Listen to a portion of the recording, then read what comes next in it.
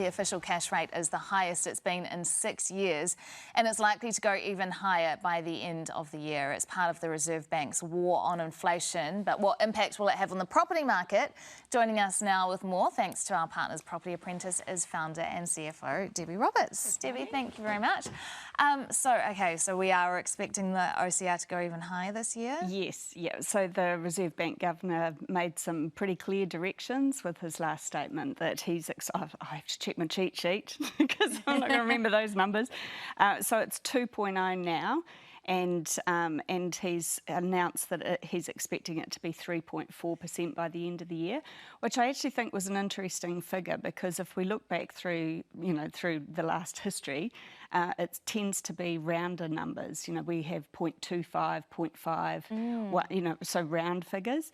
But the last time the OCR was close to that was June 2015. And interest rates, 1 year fixed interest rates at that time were 5.48%. So, at the moment, interest rates are averaging 1 year fixed rates 4.369, and the last time the OCR was where it is now, they were averaging 4.41. So, if we look back over history to see what the OCR was and what interest rates were at that point, it's not a magic. Right, it's not a magic formula, but it's a guesstimate. So it tells us, that logic would tell us that interest rates are also set to rise. Yeah, so what he said was 3.4% OCR by the end of this year. We've got 4 OCR announcements left before the end of the year. So that means potentially 2 more increases of 0.5 and another 2 increases of 0.25. So we could have pretty high interest rates by the end of this year. He's also predicting a peak of 3.9 as the OCR by the middle of next year, before falling by the end of 2024. So, based on that theory, we could see interest rates hitting 7% before, middle of next year. So I imagine this is having an impact on the market. Is it dead right now? No, it's just having a nap, like you said. So, yeah, the thing is that people still want to buy houses. It's just when interest rates increase, it gets harder to get lending, because the banks use higher test rates to check your affordability. So it will mean that there'll be less buyers in the market than there is already. So if you're trying to sell a house, you might need to be a bit more patient. If you're in a situation where you can get lending, this is the best buying that we've seen since the global financial crisis.